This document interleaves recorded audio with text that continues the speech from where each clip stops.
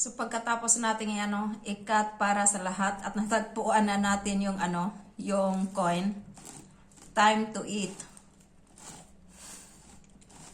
Paano kainin kaya itong ganito? Pero in fairness, masarap siya. Masarap talaga siya.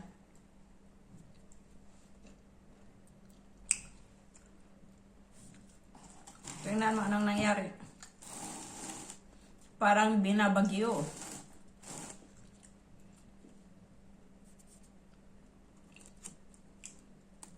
Parang binabagyo. Pero classic, ganito talaga, classic way pag maghanap ka ng coin.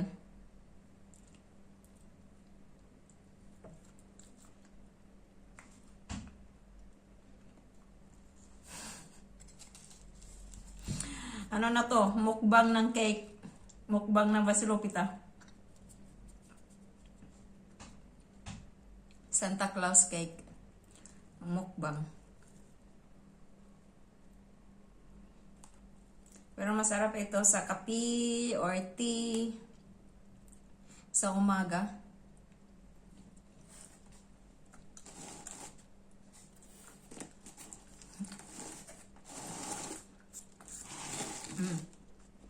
I-turn ko. Anong nangyari? Uy, nahulog na.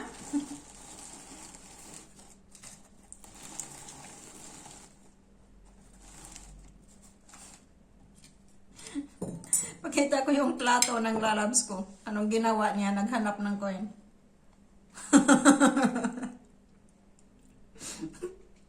Plato niya, naghanap siya ng coins. Tingnan niyo. Tapos ito yung sa akin.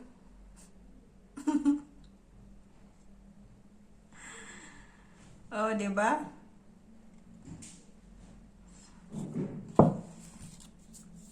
Para na siyang Tapos ito. Oh. Kain tayo.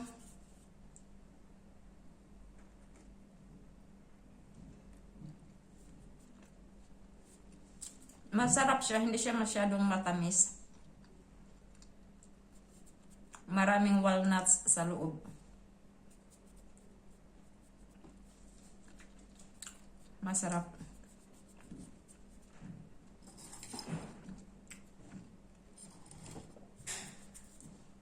Pero kahit pa paano, swerte pa rin tayo kasi si Jesus Christ ang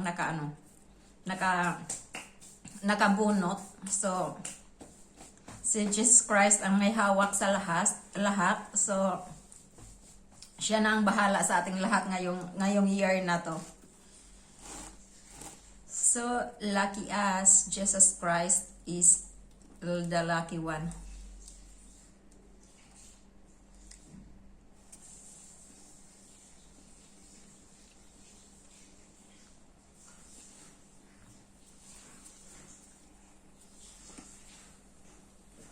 Na problema ako, paano ko ito ubusin?